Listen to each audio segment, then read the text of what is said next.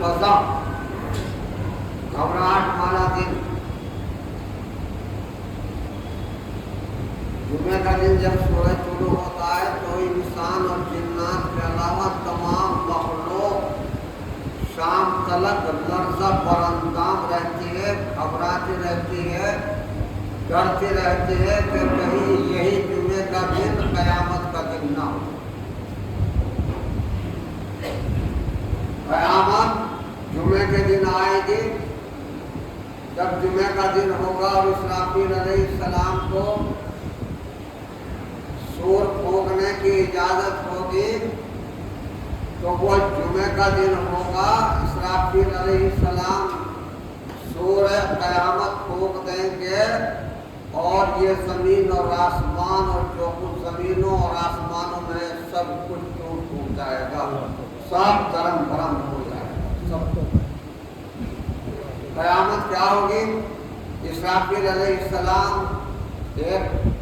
آلہ اپنے ہاتھ میں لیے، جو اللہ نے ان کو عنایت فرمایا ہے، وہ اپنے ہاتھ میں لیے کھڑے ہیں جب سے اسرافیل علیہ السلام کو پیدا فرمایا۔ زمین اور آسمان اور مخلوقات کچھ نہیں تھی، کچھ بھی نہیں تھا جب اسرافیل علیہ السلام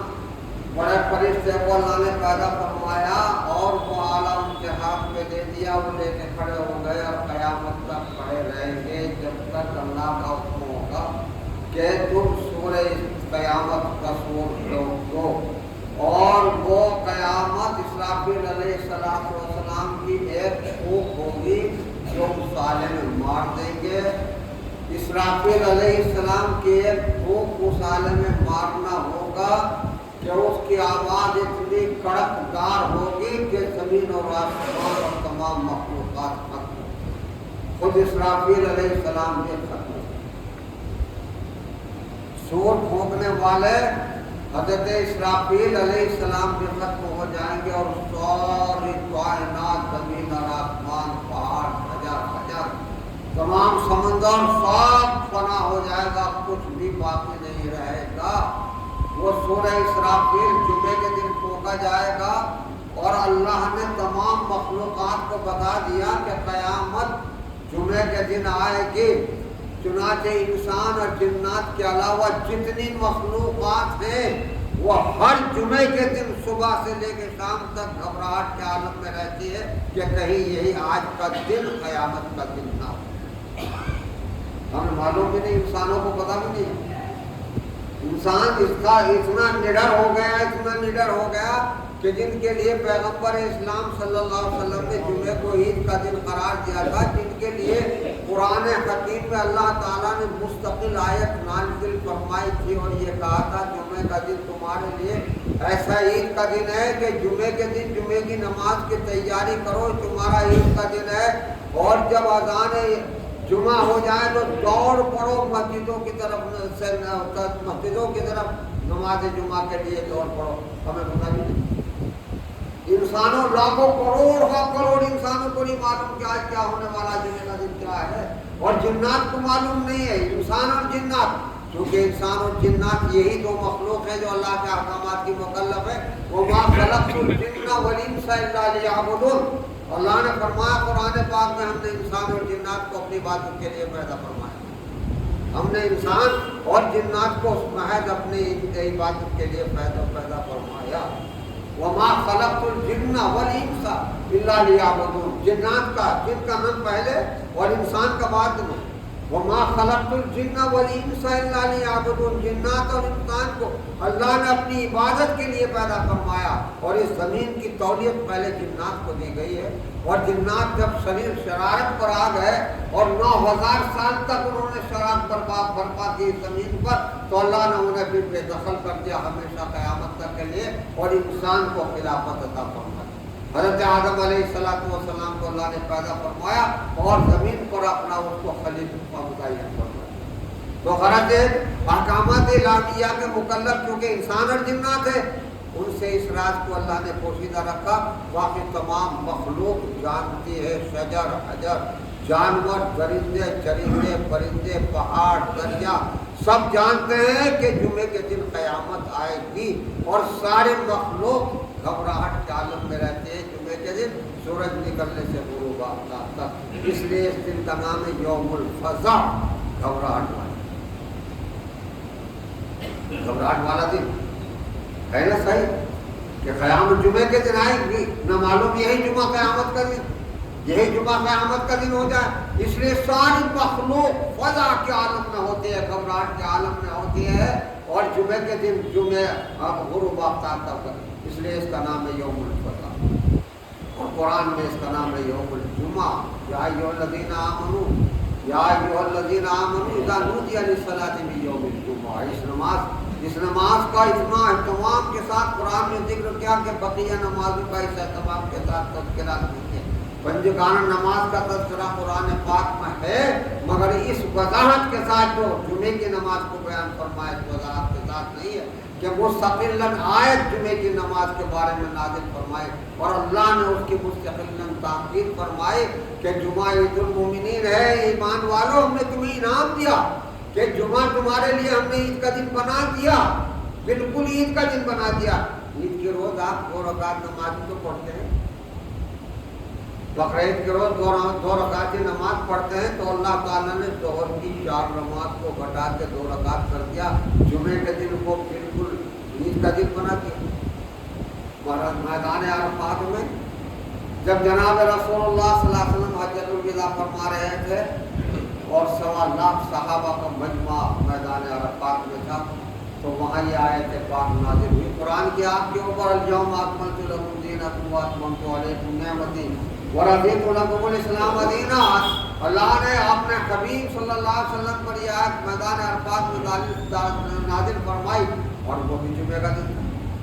آپ کا حجۃ الوداع یوم عرفہ جمعے کا دن تھا، اور جمعے ہی کے دن یہ آیت نازل ہو رہی تھی، اے میرے محبوب آج ہم نے تمہارا دین کامل مکمل کر دیا، تمام احکامات تمہیں دے دیے، کامل اور مکمل ہو گیا، اور اللہ تم سے راضی ہو گیا اس مذہب کے ساتھ کہ تم نے اسلام اختیار کیا، اور جن لوگوں نے دین اسلام کو اختیار کیا اللہ ان سے راضی ہو گیا، ہم نے آپ کا دین کامل مکمل کر دیا۔ تکمیل دین کا اعلان ہو گیا تھا میدان عرفہ۔ حضرت عمر رضی اللہ تعالیٰ عنہ سے ایک مرتبہ یہودی کی گفتگو ہو رہی تھی حجۃ الوداع پر، آپ صلی اللہ علیہ وسلم نے ایک حج فرمایا، بھائی آپ صلی اللہ علیہ وسلم نے ایک حج فرمایا، 4 عمرے فرمائے، بس آپ کی زندگی کے آخری سال میں جو آپ نے حج فرمایا 1.25 لاکھ کا مجمع تھا، صحابہ کا آپ نے بہت جامع خطبات عطا فرمایا میدان عرفات میں، مزدلفہ میں، مینا میں، اور یہ ایک حج فرمایا، آپ نے حج ایک کیا ہے اور 4 عمرے۔ حج کے بارے میں گفتگو ہو رہی تو اس یہودی نے اعتراض کیا کہ حضرت عمر رضی اللہ تعالیٰ عنہ کے سامنے اعتراض کیا کہ تمہارا کتنا عظیم المرتبت وہ دن تھا جب تمہارے پیغمبر پر یہ آیت نازل ہوئی کہ ہم نے تمہارا دین کامل مکمل کر دیا، اليوم اکملت لکم دینکم واتممت علیکم نعمتی ورضیت لکم الاسلام دینا۔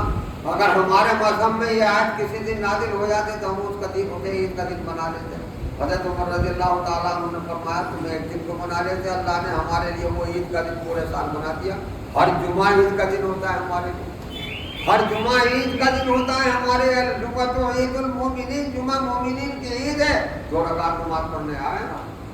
2 رکعت، جیسے عید کے دن آپ 2 رکعت نماز پڑھتے ہیں ایسے ہی آج بھی آپ 2 رکعت ادا فرمائیں گے۔ کتنا کرم ہے پروردگار کا کہ فریضہ نماز جو 4 رکعت تھی ظہر کی اسے گھٹا کے 2 رکعت کر دیا، اسے گھٹا کر 2 رکعت کر دیا، اور امام خطبہ کو کے لیے خطبہ پڑھنا لازم قرار دے دیا، اور اس خطبے کو 2 رکعت کے قائم مقام کر دیا، نماز 2 رکعت کر دی۔ یہ جو جمعے سے پہلے خطبہ ہوتا ہے یہ 2 رکعت کے قائم مقام ہے، اور نماز کیسے پڑھتے ہیں آپ اسی طرح اس کا ادب و احترام لازم قرار دیا۔ جناب رسول اللہ صلی اللہ علیہ وسلم نے ارشاد فرمایا اذا جاء الامام فلا صلاۃ ولا سلام، جب امام منبر پر خطبہ دینے کے لیے تشریف لے آئے فلا صلاۃ ولا کلام، اب آپ کوئی نماز نہیں پڑھ سکتے، نہ آپس میں بات چیت کر سکتے، خطبے کے درمیان بات کرنا ناجائز ہے، اگر آپ کی برابر میں کوئی غلط کام کر رہا ہو تو اس کو روکنا بھی آپ کے لیے جائز نہیں ہے، ورنہ آپ بھی گناہ گار، ورنہ آپ بھی گناہ۔ کس طرح نماز میں بات کرنا ناجائز ہے، کلام کرنا ناجائز جائز ہے، اسی طرح جمعے کے خطبے کے درمیان کلام کرنا ناجائز ہے، یہاں تک کہ کسی کو غلط کام کرنے والے کو روکنا بھی جائز نہیں ہے، ورنہ تم بھی گناہ گار ہو۔ کیوں؟ اس لیے کہ نماز کے قائم مقام کیا قرار دیا ہے جمعہ کو، اور نماز کے درمیان کلام کرنا جائز نہیں ہے۔ اور آپ نے ارشاد فرما دیا اذا جاء الامام، جب امام منبر پر خطبہ دینے کے لیے آ گیا، فلا صلاۃ ولا کلام، اس کے بعد نہ کوئی نماز پڑھی جائے گی نہ کلام کیا جائے گا۔ عید المؤمنین، اللہ نے عید المؤمنین بنا دیا کہ جمعے کی نماز کو، اور جمعے کی نماز سے پہلے سورج نکلنے کے بعد چلے گئے جمعے تک جمعے کی تیاری کرنا ہر مسلمان پر لازم قرار دیا۔ بعض علماء کے نزدیک تو جمعے کے دن جمعے کی نماز سے پہلے کام کرنا جائز ہی نہیں ہے۔ ہاں جمہور علماء جو ہے فرماتے ہیں اگر کام کر رہے ہیں تو کم از کم جمعے کی اذان پر کام موقوف کر دینا چاہیے اور نماز کی طرف دوڑنا چاہیے، کہ اللہ نے فرمایا کہ جب اذان ہو جائے تو فسعوا الی ذکر اللہ، دوڑ پڑو، اللہ یہ فرما رہا ہے نماز کی طرف دوڑ پڑو۔ ہمارے دکانیں کھلی ہیں، سارا کاروبار چل رہا ہے،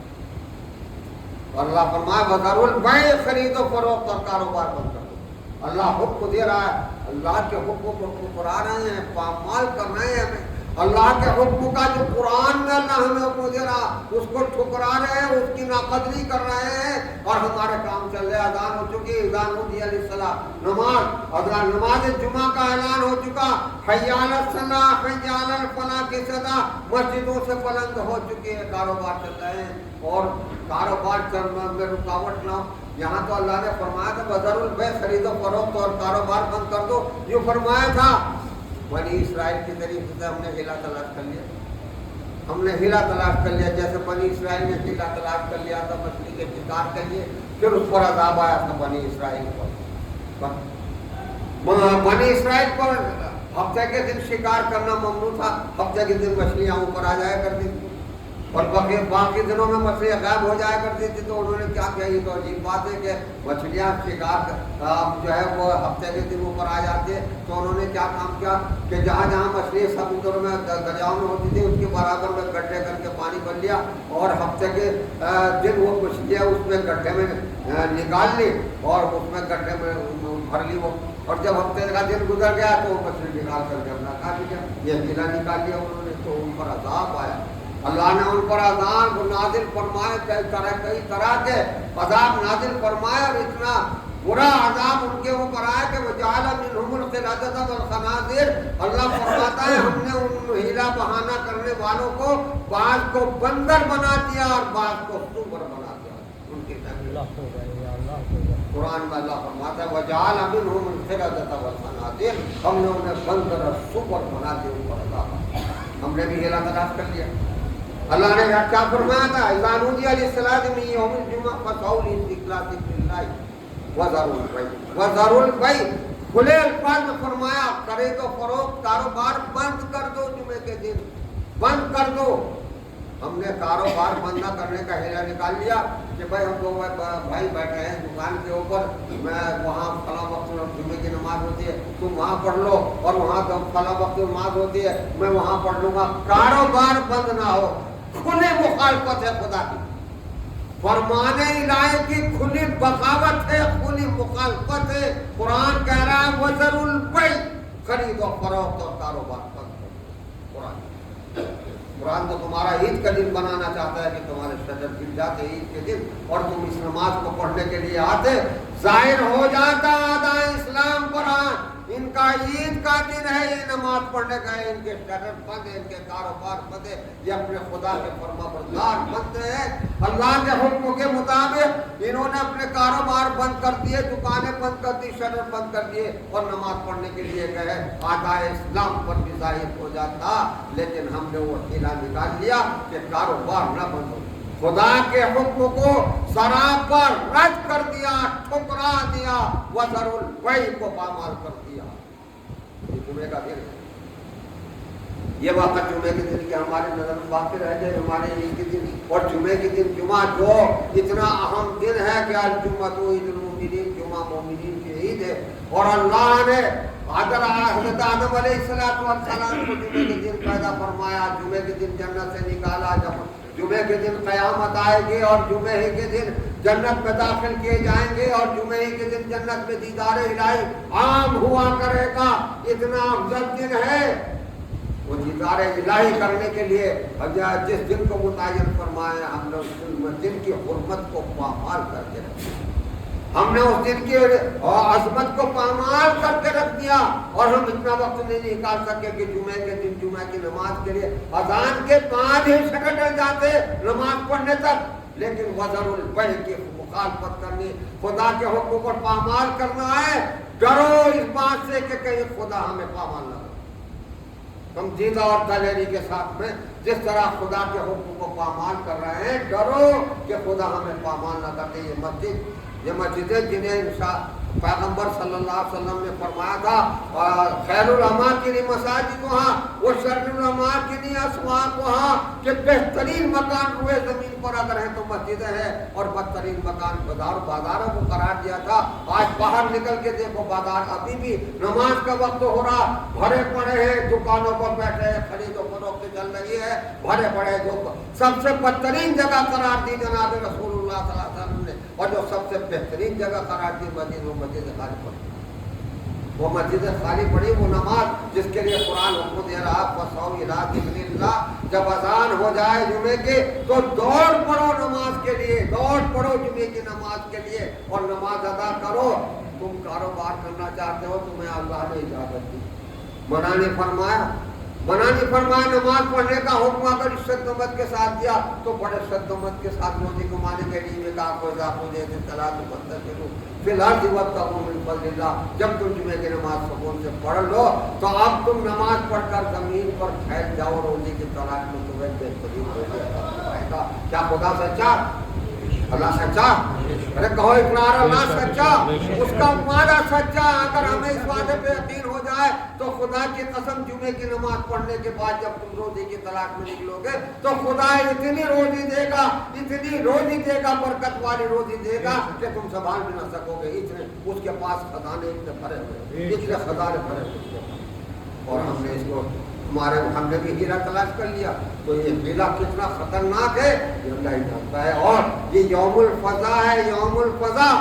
کیا ہمیں معلوم نہیں کہ جمعہ کیا ہوتا ہے کیا نہیں ہوتا، اور ساری مخلوق جانتے ہیں، انسان اور جنات کے علاوہ۔ وہ آج گھبراہٹ میں ہے کہ کہیں یہی آج کا دن قیامت کا دن نہ ہو اور سورہ اسرافیل نہ ہو، اس لیے اس کا نام ہے یوم الجمعہ۔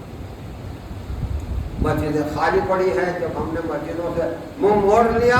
تو دشمنان اسلام نے مسجدوں کو نشانہ بنانا شروع کر دیا، اور مسجد والوں کو بھی نشانہ بنایا جا رہا ہے۔ آج اس ملک میں ہماری سینکڑوں ہزاروں مسجدیں شہید کر دی گئی، بلڈوز کر دی گئی۔ ہم بزدلی کے ساتھ دیکھ رہے ہیں، تک ان کو تک رہے ہیں، اور مسجدوں پر بلڈوزر چل رہے ہیں۔ جب ہم مسجدوں میں نہیں آ رہے اور ہم نماز نہیں پڑھ رہے ہیں اور مسجدیں ہماری خالی پڑی ہوئی ہیں تو اللہ تعالیٰ کا عذاب ہے، یہ ہمارے اوپر عذاب ہے کہ تمہیں ہماری آنکھوں کے سامنے ہم دیکھو مسجدوں پر کس طرح وہ دشمنان اسلام کو بلڈوزر چلائیں گے۔ ہندوستان میں کتنی مسجدیں بلڈوز کرتے ہیں۔ بابری مسجد کی شہادت کے بعد جو مسجدوں کو شہید کرنے کا سلسلہ شروع ہوا، وہ دشمنان اسلام برابر مسجدوں کو شہید کیے چلے جا رہے ہیں، بلڈوز کیے جا رہے ہیں۔ اور ہماری طاقت، اور اے مسلمانوں، ہماری طاقت کو ختم کرنے کے لیے، ہمیں ذلیل و رسوا کرنے کے لیے ہر وہ کارروائی کی جا رہی ہے جس میں مسلمانوں نے ذلیل و خوار ہماری آنکھوں کے سامنے پرانی دہلی میں مسجد بیت اللہ کا کیا حشر کیا، جبکہ عدالت نے تاریخ دے رکھی تھی۔ عدالت کے وہاں مقدمے کی تاریخ دینے کے بعد انتظامیہ کو کارروائی کرنے کا کوئی حق نہیں ہے، لیکن ہندوستان میں قانون کی کوئی حیثیت باقی نہیں رہی، نہ قانون باقی رہا۔ یہاں صرف اور صرف فرقہ پرستوں کی حکومت ہے، فرقہ پرستوں ہی کی بات چل رہی ہے، قانون کا کوئی احترام باقی نہیں رہا۔ ہماری آنکھوں کے سامنے رات کے 2 بجے نہ جانے کتنے بلڈوزر چڑھا کر کے اور وہ پامالی مچائی ہے ہمارے سامنے کہ اس کو پامال کر کے رکھ، اور ابھی ہر جگہ اس طاقت کو پامال کیا جا رہا ہے۔ آپ کہتے ہیں کہ دارالعلوم دیوبند مرکز ہے، مسلمانوں کا مرکز، सैकड़ों साल से मरकज, वो मरकज दारुल उलूम देवबंद जिसके अबनान है, जिसके फारिदीन ने और जहाँ के पढ़ने वालों ने इस मुल्क को दूसरे अंग्रेज से आज़ाद कराया, जिन्होंने जेलें काटी और माल्टा तक जिनको गिरफ्तार करके ले जाया गया, सारी असीर माल्टा, हजरत मौलाना महमूदुल हसन शेखुल रहमतुल्लाह अलैह, हजरत मौलाना हुसैन अहमद मदनी शेखुल इस्लाम रहमतुल्लाह अलैह, जिन्हें गिरफ्तार करके माल्टा ले जाया गया। माल्टा एक मुल्क है, जजीरा है यूरोप में, जो बहुत ठंडा है, बड़ी मशक्क़तें झेली है, लेकिन उलमा पीछे नहीं हटे। दारुल देवबंद के उलमा तख्ते नार पर चढ़ गए, मगर अंग्रेज से इस मुल्क को आज़ाद करा दिया। 55,000 एक मुख्तार अंदाजे के मुताबिक आसार उस सनादीद में जो लिखा है,